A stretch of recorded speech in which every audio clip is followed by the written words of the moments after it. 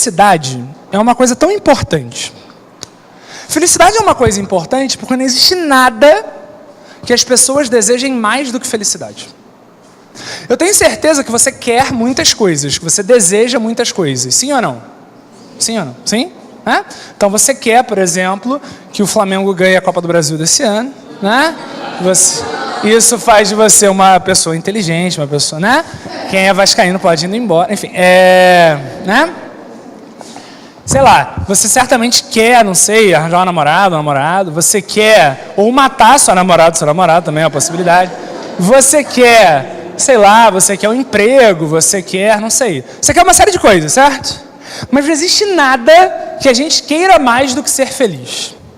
Santo Agostinho, que era um filósofo da Idade Média, do comecinho da Idade Média, ele tinha uma frase interessante. Ele dizia o seguinte: olha, pergunte aos homens qualquer coisa e eles nunca entrarão em acordo. Pergunte aos homens se eles querem ser felizes e a unanimidade vai surgir. Se eu perguntar qualquer coisa para vocês, eu vou ver divergência. Quer ver? Quem é que torce para o Flamengo? Levanta a mão. Você vê, é quase unanimidade, mas não é unanimidade ainda. Quem aqui torce para o Vasco? Levanta a mão. Excelente.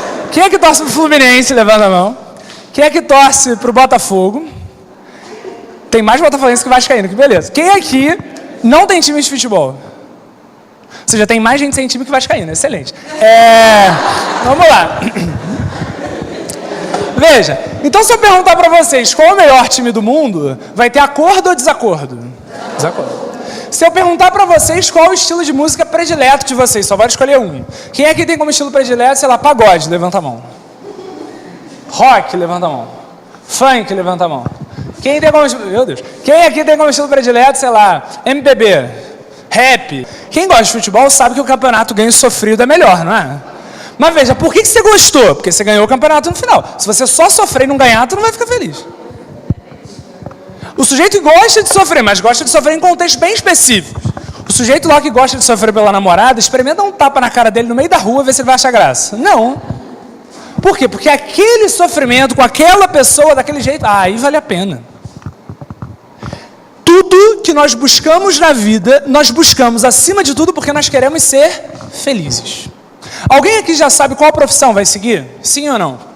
Qual o seu nome? Júlia. Qual a profissão que você quer seguir, Júlia? Eu quero ser veterinário. Vamos lá. Então, Júlia, agora eu te pergunto, por que você quer ser veterinário? Porque eu amo cuidar de animais. Porque você ama cuidar de animais, isso é uma questão de satisfação, não é uma questão de dinheiro. Tá, mas Júlia, imagina que você fazendo veterinária, ou você começando a trabalhar com veterinária, você passa a ser uma pessoa profundamente infeliz fazendo veterinária. Você ainda ia querer continuar nessa profissão, sim ou não? Não, se eu não fosse feliz, eu não ia continuar. Você poderia, por exemplo, continuar naquela profissão por outros fatores. Por exemplo, sei lá, você já construiu a vida, tem conta para pagar, você já recebe um salário ali, etc. Você vai pesar outras coisas. Mas ninguém escolhe alguma coisa porque vai ser infeliz. Ninguém deseja a infelicidade. A felicidade é o desejo mais profundo do coração humano. Não existe nada que o ser humano deseje mais do que felicidade. O problema é como encontrar felicidade. Se você prestar atenção, o que diferencia a vida das pessoas, umas das outras, são os modos pelos quais elas buscam a felicidade. Algumas pessoas identificam a felicidade com, sei lá, com o prazer, por exemplo. Então eles querem curtir a vida o máximo possível, loucamente. Existem pessoas que identificam a felicidade com dinheiro. Existem pessoas que identificam felicidade com família, com ente familiar próximo, com a esposa, com os filhos, sei lá. Existem algumas pessoas que identificam felicidade com poder, com a sensação de estar por cima dos outros. Cada um de nós identifica a felicidade com alguma coisa. E aí quando a gente vê como as pessoas são diferentes, quando a gente vê como cada um tem a sua busca pela felicidade, qual é a nossa tentação? A nossa tentação é cair numa espécie de relativismo. O que é relativismo? Relativismo é acreditar que tudo é relativo, é acreditar que não existe um padrão certo, não existe um padrão absoluto para as coisas. A nossa tendência é o seguinte: bom, como as pessoas buscam a felicidade de modos diferentes, e cada uma busca do seu jeito, então é porque não existe a felicidade. Cada um tem sua felicidade, cada um tem seu jeito de ser feliz. A resposta de Aristóteles é não. O Aristóteles vai dizer o seguinte: olha, de fato, a vida das pessoas é diferente. Eu sou professor, você é aluna, a Pâmela é coordenadora. As nossas vidas vão ser diferentes. O modo como nós buscamos a felicidade, é claro que vai ter as características da vida de cada um. Um sujeito é jogador de futebol, o outro é médico, o outro é enfermeiro, o outro é, sei lá, dançarino de axé. Cada um vai viver a sua vida com características particulares. Mas ao mesmo tempo que cada um tem uma vida, ao mesmo tempo que eu sou de um jeito, você é de outro, ele é de outro, todos nós somos humanos. E o que nos une é maior do que aquilo que nos separa. Todos nós somos gente. Então, se todos nós somos humanos, é porque existem algumas características básicas da busca pela felicidade que valem para todo mundo. O Aristóteles, ele não é nem um relativista e ele nem é um rigorista ou um universalista, como se diz em ética. Ou seja, ele nem acredita que existe uma forminha de felicidade que deve existir exatamente a mesma para todo mundo, e nem ele acredita que vale tudo. Ele é um filósofo que vai defender um valor contextual da felicidade. Ou seja, felicidade é a mesma coisa, que cada um vai viver de maneiras diferentes, de acordo com as suas características da sua vida. Mas alguns elementos básicos, algumas normas básicas para a busca da vida feliz valem para todo mundo. Porque se todo mundo é humano, então pelo menos algumas ideias básicas da busca pela felicidade têm que valer para todos nós. Que ideias básicas são essas? Tá dando para acompanhar até aqui, sim ou não? Tá? Sim? Primeira coisa, Aristóteles vai dizer o seguinte: o erro mais comum que as pessoas cometem na busca pela felicidade é confundir felicidade com prazer. Estou usando prazer aqui no sentido mais amplo possível, tá? Qualquer satisfação momentânea. Pode ser o prazer da alimentação, pode ser o prazer, sei lá, sexual, pode ser o prazer do dinheiro, pode ser o prazer do poder, qualquer forma de prazer. Aristóteles vai dizer que esse é o erro mais comum que as pessoas cometem. Ele vai lá exortar o seu filho Nicômaco a não cair nesse erro. Por quê? Porque existe uma diferença básica aqui. Quando a gente pensa em prazer, a gente pensa numa satisfação que é o quê? Momentânea. Só que uma satisfação momentânea é capaz de saciar completamente o nosso coração, sim ou não? Preste atenção, felicidade não é qualquer coisa que você busca. Felicidade é o que você busca acima de tudo. Felicidade não é qualquer coisa que você quer. Felicidade é aquilo que você quer acima de todas as coisas. Como é que aquilo que você quer acima de tudo vai ser algo passageiro? Como é que aquilo que você quer acima de todas as coisas pode ser algo que vai embora? Felicidade, vai dizer Aristóteles, não é um momento. Felicidade é um estado de espírito. Felicidade não é uma circunstância, uma situação, não é um momento, um instante. Felicidade é uma maneira de viver. Se a minha felicidade for uma coisa de um momento, eu nunca vou ser feliz. Porque em alguns momentos eu vou estar bem, em outros momentos eu vou estar mal. E isso acontece na vida de todo mundo. Pensa na vida do sujeito mais... Eu acho que é possível uma vida sem sofrimentos. E isso é bobagem, isso é tolice. O Aristóteles não está falando que prazer não é algo importante. Ele não está dizendo que a gente não deve procurar prazer. Prazer faz parte da vida. Mas confundir felicidade com prazer, colocar no centro da sua vida o prazer, é burrice. Porque isso nunca vai saciar o seu coração. Tá, tem que ir embora, tem que desesperar, meu Deus, preciso comer, beleza. Você vai lá e come. 1 hora depois, como é que você já está? Acho que dava para comer um docinho agora, né? Ou seja, que satisfação é essa? Você teve um prazer imenso, mas que durou quanto tempo? Um instante. E depois já não servia mais. Sabe quando eu entendi? Sabe uma coisa que ilustra bem como prazer não pode ser felicidade? Série do Netflix. Quem aqui gosta de ver a série do Netflix? Você fica que nem um doido vendo os episódios um atrás do outro, não fica? Então você vai, vira madrugada, se ferra nas viagens, não é isso? Ninguém está ouvindo aqui não. Vamos lá. É, certo? Tá, beleza. Quando acaba a série, qual é a sensação que você tem? Um vazio, né? O que eu faço agora? Sim ou não? Ou então videogame. Você vira madrugada para zerar o jogo. Sim ou não? Você fica lá e tal. Quando você zera o jogo, quanto tempo você comemora? Sei lá, 2 minutos. Você passou muito mais tempo angustiado para conseguir fazer aquilo do que comemorando. Eu entendi isso graças ao Flamengo, né? Ser flamenguista é uma glória, né? As pessoas tendem a ser bastante felizes. Mas, eu lembro que eu entendi isso com o Flamengo em 2013, né? Em 2013, o Flamengo ganhou a Copa do Brasil. E eu estava indo nos jogos todos de mata-mata. Era uma loucura, porque quinta-feira de manhã eu dava aula em Nova Iguaçu, né? E os jogos eram quarta-feira, 10 horas da noite, no Maracanã. Então acabava meia-noite, até eu chegar em casa, sei lá, 1 da manhã.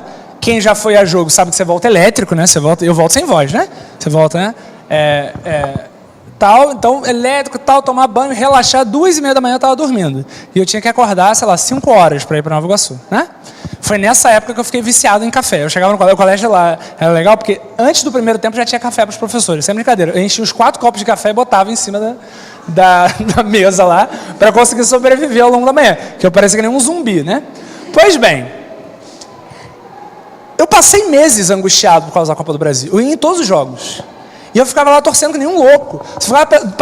Passava a semana, eu ficava angustiado para que próximo jogo viesse.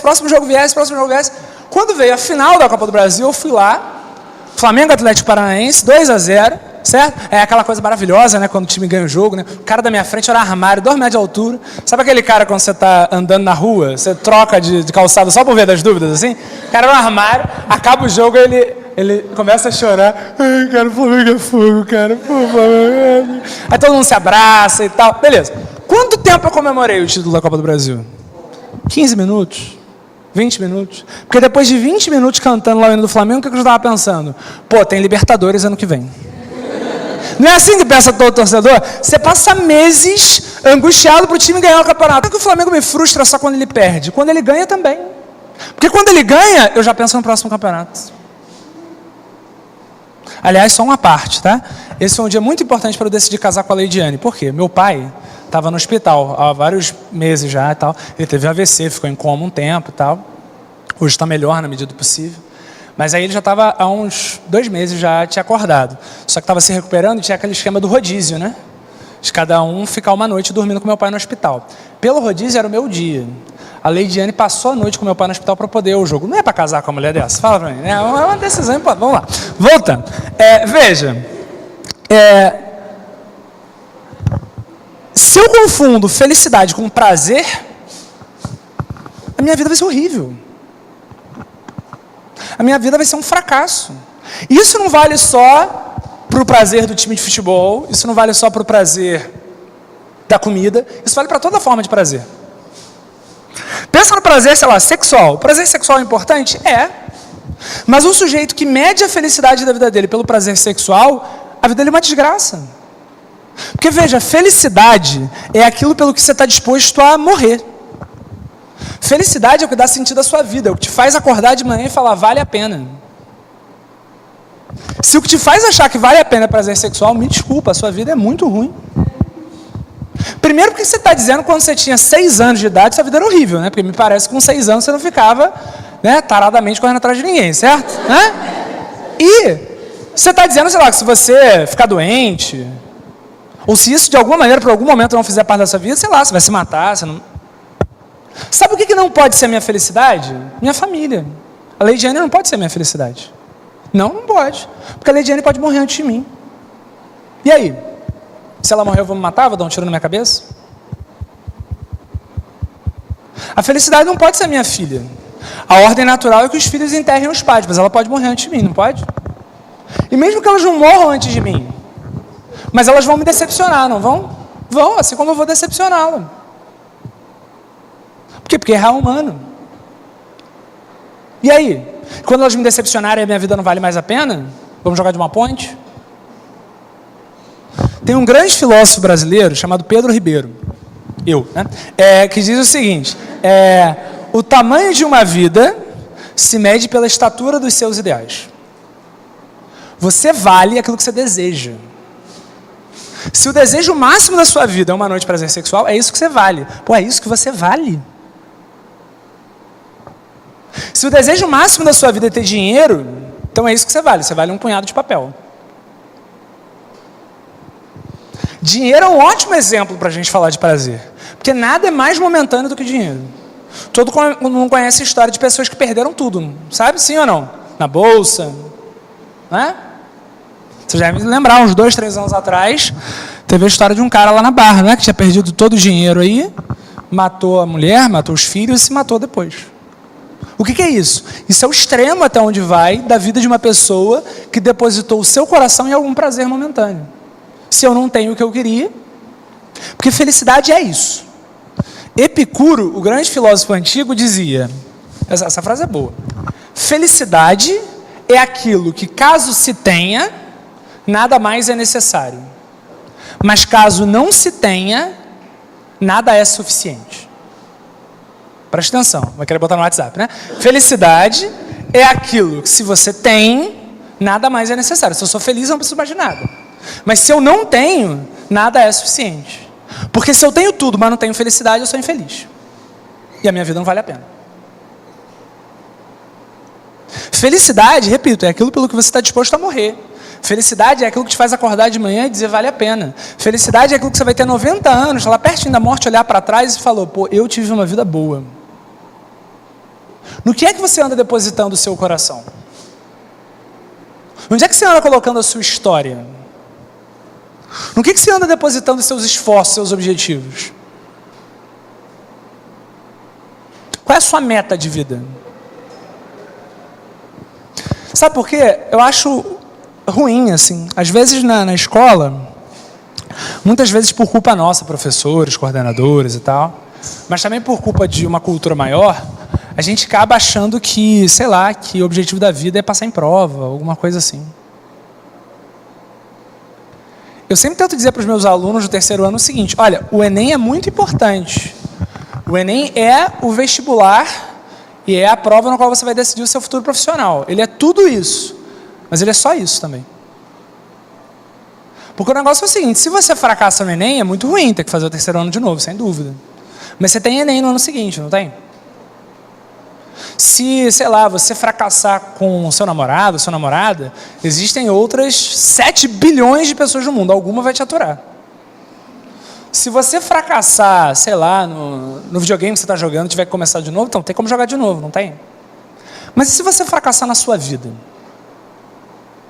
E se a sua vida for um fracasso? Se você olhar, não é para uma prova e tirar uma nota baixa, mas se você estiver lá no final da sua vida, olhar para trás e falar, cara, o que eu fiz da minha vida?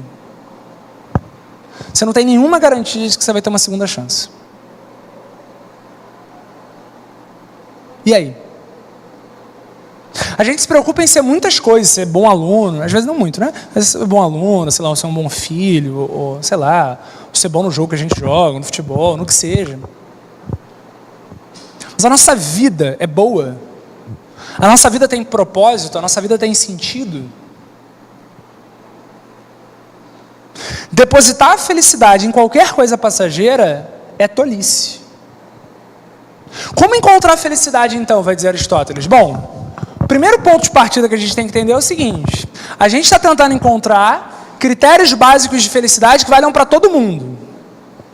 O que todos os seres humanos têm em comum? Qual é a característica que nos define como seres humanos? O que nos diferencia dos animais? Racionalidade, capacidade de pensar, sim ou não? Então, primeira característica da felicidade. A felicidade é uma vida racional. A felicidade é uma vida guiada pela razão. Se eu tenho uma vida guiada pela razão, eu posso ter sofrimentos, eu posso ter problemas, eu posso ter momentos de profunda dor, mas a minha vida vai ser uma vida feliz. Mas o que significa uma vida guiada pela razão na prática? Se você olhar tanto em grego quanto em latim, a raiz da palavra razão, seja logos em grego, seja ratio em latim, significa medida, proporção. Por exemplo, em matemática a gente estuda razões, não estuda? Já estudaram isso em matemática? 2 sobre 4 é tal como 4 sobre 8, sei lá, né? A razão de 2 para 4 é como a razão de 4 para 8. Ou seja, o que é aquilo? É uma proporção, uma medida, certo ou errado? E isso a gente percebe no dia a dia também. O que é uma pessoa racional? É uma pessoa que faz as coisas com medida, que faz as coisas de maneira equilibrada. Quer ver? Se eu digo que uma pessoa está se comportando de uma maneira totalmente irracional, eu estou querendo dizer que ela está se comportando de uma maneira extremista ou de uma maneira equilibrada? Extremista. Por outro lado, se eu digo que uma pessoa é muito racional, ou então eu uso termos sinônimos, eu digo que um fulano é sensato, ou que fulano, sei lá, pensa bem antes de agir, qualquer coisa assim. Eu estou querendo dizer que ele é ou que ele não é uma pessoa equilibrada. Então, em primeiro lugar, uma vida feliz é uma vida guiada pela razão. E segundo lugar, o que isso significa na prática? Uma vida feliz é uma vida equilibrada. Como assim? Eu disse para vocês que felicidade é uma coisa que diz respeito à vida como um todo. Felicidade não é uma coisa de momentos. Não foi isso que eu disse? Sim ou não? São Tomás de Aquino, filósofo medieval, tinha uma expressão interessante. Ele dizia: felicidade é um bem completivo. O que isso significa? Felicidade é um bem completivo. Felicidade é um bem que completa. Imagina um copo. Imagina que eu tenho um copo e eu derrame, sei lá, algumas gotas d'água dentro daquele copo. É óbvio que o copo não está tão vazio quanto ele estava antes. Mas esse copo está satisfeito? Ele está completo? Isso é o prazer. São gotinhas que a gente vai jogando para se anestesiar. E o copo é o nosso coração. A felicidade é um bem completivo. Por quê? O que diferencia a felicidade do prazer é que a felicidade é você chegar até a tampa do copo. Pois bem,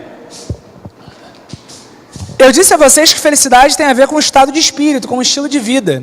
Então, felicidade é uma coisa que você não consegue por atos. Felicidade é uma coisa que você consegue por hábitos. O que são atos? Atos são ações isoladas. Por exemplo, eu estar dando aula para vocês agora é um ato. Eu costumo dar aula para vocês? Eu já tinha dado aula para vocês antes? Provavelmente não vou dar até o final do ano. Então isso é um ato, é uma ação isolada. Agora, eu encontrar a Pâmela toda terça-feira é um ato ou um hábito? Um hábito. Eu costumo. Se a felicidade é um estilo de vida, a felicidade vem por ações isoladas, por atos, ou ela vem por hábitos? Hábitos. Agora, Aristóteles vai dizer que existem dois tipos de hábitos. Existem os hábitos bons, que são aqueles que levam para a felicidade, e existem os hábitos maus, que afastam da felicidade. Os hábitos bons, Aristóteles vai dizer que se chamam virtudes. E os hábitos maus, Aristóteles vai dizer que se chamam vícios. Agora, como é que eu diferencio uma virtude de um vício? É aquilo que eu estava falando antes. A gente falou que a felicidade está no equilíbrio, não é isso? Foi isso que a gente falou, não foi? Então você vai notar o seguinte: toda virtude, ela está sempre na justa medida, ou seja, no ponto de equilíbrio, entre dois vícios. Um vício por falta e um vício por excesso. A felicidade é uma vida racional, o que significa uma vida equilibrada, o que significa uma vida virtuosa, de hábitos bons. E o que significa cultivar virtudes? Significa agir em equilíbrio entre dois erros. Um erro por falta, um erro por excesso. Por exemplo, vamos pegar uma virtude assim fácil, que eu acho que todo mundo reconhece aquela virtude. Coragem. Coragem é uma coisa boa, não é? Sim ou não? É uma concordância isso aqui? Sim ou não? Coragem é uma coisa boa, certo? O que é coragem? Coragem é a virtude que te faz enfrentar perigos, situações ruins. Coragem não é ausência de medo. Coragem é a capacidade de você enfrentar o seu medo. Medo é uma coisa importante na vida. Medo é um alerta. Se eu tenho medo, significa que a minha mente está me avisando que ali tem um perigo. Mesmo que eu vá enfrentar, eu preciso saber como enfrentar. Uma pessoa sem medo é uma pessoa louca. Porque ela não consegue reconhecer o que é bom e o que é ruim para ela. Ela topa de frente com tudo e... ter medo é algo bom. Você tem que saber administrar isso. Então, coragem é a capacidade de enfrentar medos, perigos, problemas. O que é falta de coragem? O que é uma pessoa que não tem coragem? Uma pessoa o quê? Covarde. Covardia é o sujeito que se deixa dominar pelo medo. Certo? E o que é excesso de coragem? Popularmente a gente chama de aloprado, não é isso? Né? Mas o nome bonito é temeridade. Temeridade é excesso de coragem. Então o que é coragem? Coragem é a capacidade de enfrentar perigos. Se eu fujo dos perigos, eu sou o quê? Covarde. Mas se eu procuro perigo à toa, eu sou o quê? Temerário. O temerário adora achar que é corajoso. Mas coragem é você enfrentar os perigos que aparecem para você. Se você sai procurando perigo que não tem nada a ver com você, você não é corajoso, você é maluco. Você é temerário. Eu lembro, fui a um Flamengo e Vasco, os exemplos são sempre de futebol, tá? Já vou se acostumando. Eu fui a um Flamengo e Vasco, no Engenhão, uns anos atrás. Aí, quem gosta de futebol sabe que o Engenhão é o estádio mais propício para ter confusão de torcida, né? Porque é um estádio menor e as duas torcidas sempre se encontram na saída. No Maracanã, não. No Maracanã só participa de pancadaria quem está com bastante vontade, né? Ou quem teve muita má sorte. Mas, de modo geral, dá para você evitar sair e tal, porque é muito grande e as saídas são para lados opostos. No Engenhão todo mundo se encontra. Então, quando eu vou no Engenhão, eu já saio já todo, né, ligado e tal. E aí, nesse dia, aparentemente estava tranquilo, estou saindo feliz e contente, né? Aí chega um guarda municipal e volta gritando: olha, gente, segura aí porque está tendo confusão das torcidas ali. Beleza, né? Aí você pensa que as pessoas vão esperar, né? Aí o que eu vi? Eu vi a seguinte cena: pessoas que estavam indo para o outro lado, pegar o ônibus do outro lado, quando elas ouviram que estava tendo confusão, elas voltaram para participar da confusão. Não tem sempre aquele tio da família em viagem de carnaval lá para, sei lá, Búzios, Arraial do Cabo, tá tendo uma briga de carnaval na rua, sempre tem o tio que quer participar da briga, não tem? Que não sabe nem o que é, né? Ele acha que ele é corajoso, não sei, né? Não, você é corajoso, não, você não é corajoso, você é maluco, você é temerário. Porque coragem, assim, tá tendo uma pancadaria do meu lado, eu me defendo, ok. Agora, eu procurar a confusão que não é minha, sei lá, se o cara estava indo para o outro lado, ele ouviu falar que está tendo pancadaria, sei lá, um amigo dele está lá no meio da confusão, aí ele voltar, porque, pô, é uma coisa, mas não é possível que tivesse tanto amigo do outro lado, né? E eu acho legal que esse pessoal da torcida organizada, as coisas brotam do chão, porque os caras estavam indo embora, quando eu vi eles voltando, já estavam com ferro, pedaço de madeira e tal, parece que o cara, parece ninja, né? E os caras já...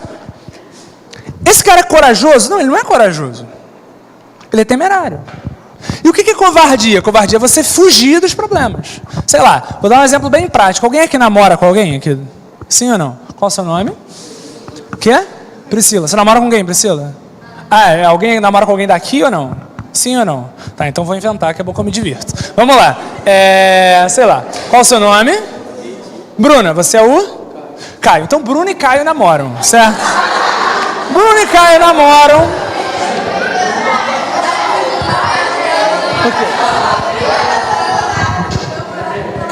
Bruno e Caio namoram, e aí... Só que aí, o Caio faltou, aí fica aquele... As pessoas vão perguntar: ei, Bruno, cadê o Caio e tal, o que houve e tal? Ah, não sei, a gente terminou ontem, então não sei o que aconteceu. Aí fica aquele clima legal pra caramba, né, quando a pessoa fala isso. Então, eu fico, beleza. Chega na minha aula, né, estou dando aula, Caio invade a aula. Caio invade a aula alcoolizado, não é isso? Bêbado, com uma arma na mão, falando: a minha vida não tem mais sentido, eu vou matar todo mundo, eu vou matar todo mundo. Esses momentos são interessantes, porque primeiro, esse é o momento no qual todas as pessoas começam a virar religiosas. Meu Deus do céu, vai, né? E esse também é um momento no qual todo mundo vai falar: Bruna, essa desgraçada, volta com ele, Bruna. Tá, tudo bem, vamos lá. Então, vamos imaginar, Caio está aqui desesperado. Eu sou professor. O que seria eu, um professor covarde? O que você falou, Caio? Eu vou matar todos os alunos. O que você falou? Eu vou matar todos os alunos. Então, Caio, eu sou professor, não sou aluno. Gente, boa sorte. Um abraço, valeu. Até a próxima. Isso é covardia, certo? O que é temeridade? Está o Caio com uma pistola na mão. Eu viro para ele e falo: vem na mão, vem, né? Isso é eu tenho alguma possibilidade, ainda mais com esse músculo aqui, né? De enfrentar o Caio com uma arma na mão, sim ou não? Não.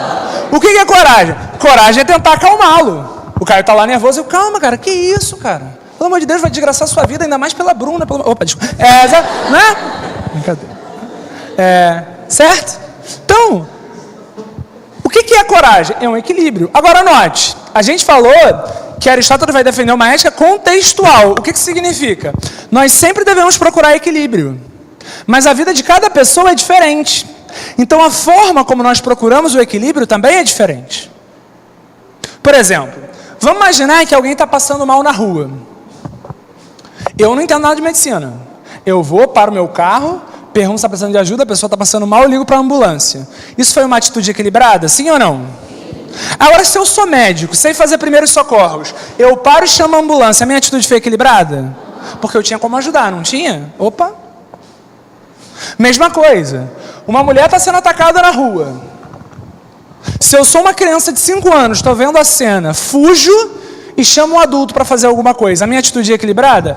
Eu sou muito corajoso, uma criança vê uma cena dessa, não ficar desesperada, ainda ter a tranquilidade de chamar alguém, é muito... Agora, eu sou um policial militar, estou com uma arma na mão, a moça é atacada, eu vou chamar alguém na rua para me ajudar, eu estou tomando a atitude equilibrada, sim ou não? Não. A minha filha lá, 2 anos, né? Cagou lá a sala toda, como eu falei, né? Deixou lá, tal. Eu reclamei com ela, para ela entender que ela tinha feito errado, mas eu chamei ela para conversar, não dei uma bronca enorme, porque ela entendeu alguma coisa. Não, ela tem 2 anos. A minha atitude foi equilibrada? Foi. Agora, se ela tiver 8 anos de idade e fizer um negócio desse, eu tenho que só limpar o chão e pronto? Não, tem que dar um esporro nela, sim ou não? Botar de castigo e tal. Por quê? Porque as circunstâncias são diferentes. Então, em circunstâncias diferentes, a gente tem que agir de modo diferente. Mas perceba, a regra é sempre a mesma. Equilíbrio. A gente tem que agir de modo diferente, porque as nossas vidas são diferentes. Eu sou professora, a Pamela é coordenadora. Ela buscar equilíbrio na vida dela é diferente de eu procurar equilíbrio na minha. Por quê? Porque as situações que eu enfrento são diferentes das situações que ela enfrenta. Mas a regra em que eu tenho que me pautar é a mesma que ela tem que se pautar. O quê? Equilíbrio. A raiz de uma vida infeliz é uma vida desequilibrada. É o sujeito que quer aloprar. Então ele não quer simplesmente ter prazer, ele quer curtir a vida loucamente. Ou ele não quer, sei lá, pensa por exemplo em alimentação. A alimentação é um bom exemplo disso. O equilíbrio na alimentação chama-se temperança. A raiz vem de tempero mesmo. Tempero é um negócio que tem que jogar na comida, mas só um pouquinho, né? Se jogar muito tempero, a comida fica... Né? Se tem muito sal na comida, a comida fica ruim. Se não tem sal nenhum, também. É uma imagem. Uma pessoa que come desgraçadamente, que nem um doido, sem se preocupar com a saúde, ela tem falta de temperança. Ela vai ser infeliz. Ela vai ter problemas de saúde, ela vai durar menos tempo de vida, certo? Por outro lado, uma pessoa que é excessivamente preocupada com a alimentação, desenvolve, sei lá, bulimia, anorexia, que seja, é uma pessoa doente também, não é assim ou não? Aristóteles vai dizer que as virtudes são como remédio. Remédio você tem que tomar, mas não pode tomar demais. Em várias línguas, a mesma palavra para remédio também é para veneno. Em português é assim, droga, por exemplo. Você vê lá na farmácia, drogaria, não é isso? Mas lá não é tráfico de drogas, mas é uma drogaria. Por quê? Porque droga é um termo ambíguo. Droga pode ser remédio ou veneno. Em grego também era assim, era a mesma palavra. Em inglês também é assim, drug. Em várias línguas o mesmo termo serve para remédio e para veneno. Aristóteles vai dizer, porque é assim. A virtude é um remédio, mas remédio mais mata. E não tomar remédio também. Você tem que tomar o remédio na medida certa, de acordo com as circunstâncias. Se eu estou com dor de cabeça, eu tenho que tomar, sei lá, dipirona, paracetamol. Agora, por exemplo, olha o lance do contexto. Eu, por exemplo, tenho alergia de dipirona. Já quase morri uma vez com o médico quando administrou dipirona. Então, não posso tomar Tilenol, não posso, vou ter que tomar só paracetamol, que é o mais fraquinho. Mas é melhor tomar um fraquinho do que morrer, né? Então, a regra é a mesma, eu tenho que tomar um remédio para dor de cabeça. Mas como a minha circunstância é diferente da sua, você pode tomar dipirona, ou não. Da mesma maneira, todos nós temos que ter coragem em equilíbrio. Mas para uma pessoa que tem uma formação militar, partir para a briga pode ser obrigatório. Para quem não tem condições de se defender fisicamente, não. A criança que fugiu, ninguém chamou de covarde, mas o policial que fugiu, chamaram. Isso vale para todas as virtudes. Tem uma virtude que é prima da coragem, é a paciência. Elas são primas pelo seguinte, a coragem é uma virtude ativa. A paciência é uma virtude passiva, ou seja, coragem te faz enfrentar coisas, paciência te faz suportar coisas. Coragem faz enfrentar problemas, paciência te faz suportar problemas. Porque tem problemas que dá para você ganhar. Sabe, o aluno do 3º ano está com medo de fazer o Enem, mas dá para fazer a prova do Enem? Dá, então ele precisa ter coragem. Agora tem coisas que não tem como você enfrentar, você só tem que aguentar. Sei lá, sua mãe morreu, você vai sofrer. Você tem como anular o seu sofrimento? Você tem como ressuscitar a sua mãe? Então você precisa ter paciência com você mesmo. Eu estou na fila do banco, a fila é enorme. Eu posso matar todo mundo que está na minha frente? Bom, teoricamente você pode, mas né, parece que não é muito razoável. Então, você tem que o quê? Aguentar a fila. Você tem que suportar. Paciência é uma virtude passiva, ela me faz suportar coisas. O que é falta de paciência? É impaciência. E o que é excesso de paciência? Frouxidão. O paciente é o sujeito que suporta problemas dentro do equilíbrio. Se eu não sou capaz de suportar nada, se eu me irrito com qualquer coisa, mesmo a mais simples, eu sou impaciente. Mas se eu também aceito tudo e não me posiciono em relação a nada, eu sou frouxo. Isso vale para todas as virtudes. Tem outra virtude que é boa, eu já estou acabando, tem outra virtude que é boa. Sinceridade. O que é falta de sinceridade? Falsidade, né? As falcianes lá, não é isso? Mas tem um excesso de sinceridade. A vovó já dizia o nome, né? Indiscrição. Já ouviu as pessoas mais velhas falando? Fulano é muito indiscreto. Já ouviu isso ou não? Sinceridade, indiscrição é excesso de sinceridade. O fofoqueiro adora falar que é sincero. Não, eu sou sincero. Não, você não é sincero. Você é indiscreto. Por quê? Porque sinceridade é a virtude que me leva a dizer a verdade. No equilíbrio, como é devido. Sei lá, se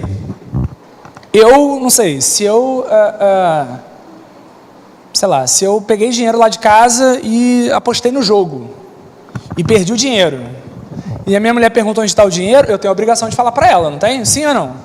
Agora, se eu sou um médico, tenho um paciente no hospital que está muito mal de saúde, está com um problema gravíssimo, e eu temo pelas condições psicológicas dele, porque ele já está com sinais de depressão. Então, se ele souber do quadro dele, é provável que ele se entregue e morra. E aí eu prefiro omitir a doença dele, pelo menos falar antes para a família, para ver se a família vai preferir contar ou não. As duas coisas são a mesma coisa? É a mesma? No primeiro caso, esconder é desequilíbrio. No segundo caso, esconder e contar para a família primeiro, não é desequilíbrio, não. Se, se o meu amigo, certo, pede minha ajuda, eu vou lá, não apareço porque fiquei enrolando em casa, porque fiquei vendo negócio na televisão, etc e tal. Depois, no dia seguinte, ele me pergunta o que aconteceu, eu tenho a obrigação de dizer para ele dizer a verdade, porque a amizade depende da sinceridade. Agora, se eu estou no elevador, fulano por educação me pergunta, e aí, tudo bem? Eu tenho que contar a história da minha vida para ele? Aí se meu dia está triste, tem que falar, pô, não, meu dia hoje está uma desgraça. Não. Por quê? Porque essa verdade tem que ser dita com equilíbrio. Quem esconde a verdade mais do que devia é falso. E quem conta a verdade sem ninguém pedir é indiscreto. Felicidade está no equilíbrio. Disso depende a vida de vocês.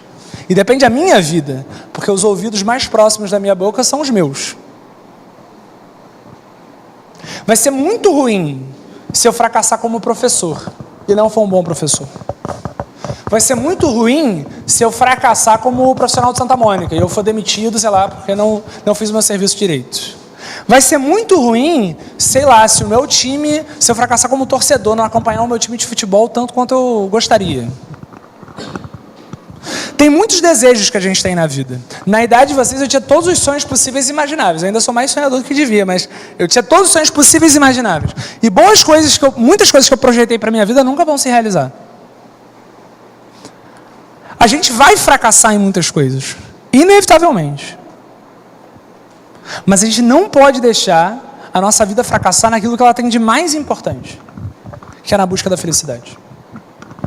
Você não tem que reprovar de ano, mas se você reprovar de ano, você tem como fazer o ano seguinte de novo. Você não tem que lutar para que o seu namoro fracasse, mas se ele fracassar, tem como você tentar reconstruir a sua vida com outra pessoa. Mas e se a sua vida for um fracasso? Na adolescência, é uma ideia muito tentadora. A ideia de que felicidade é justamente agir da maneira mais extremista possível. Ser o mais louco possível que der na cabeça. Fazer as coisas mais desvairadas. Mas isso é uma ilusão. Porque uma vida de extremos é uma vida vazia. Uma vida sólida é uma vida de equilíbrio. Uma vida sólida é uma vida de medida. Repito, a vida de cada um é muito diferente. A minha medida não é necessariamente a sua. Eu sou professor. Eu gosto de tocar violão. Mas eu não posso passar o dia inteiro tocando violão e não cumprir as minhas obrigações com o meu trabalho. Agora, para um cara que é violonista profissional, passar o dia inteiro tocando violão é equilíbrio, não é equilíbrio? Porque faz parte do trabalho dele. Então, não estou dizendo que todo mundo aqui tem que caber dentro de uma forminha. Cada um aqui tem a sua vida, tem a sua história, tem os seus dramas. Você quer ser veterinário, o outro quer ser jogador de futebol, o outro quer ser, sei lá, dançarino, o outro quer ser professor. Cada um quer uma coisa, e é razoável que seja assim. E é razoável que a sua busca por felicidade seja uma busca sua, do seu jeito, com a sua história, com as suas características, da sua maneira. Mas o que você nunca pode se esquecer, é o que ensinou Aristóteles para o seu filho Nicômaco, é que qualquer que seja o caminho que você escolha, o seu caminho precisa ser, em primeiríssimo lugar, um caminho de equilíbrio. Porque um caminho de extremos é sempre, seja qual for o caminho que você escolher, um caminho infeliz. Foi? Alguém quer falar alguma coisa? Tem alguma dúvida? Não? Então é isso. Até o ano que vem.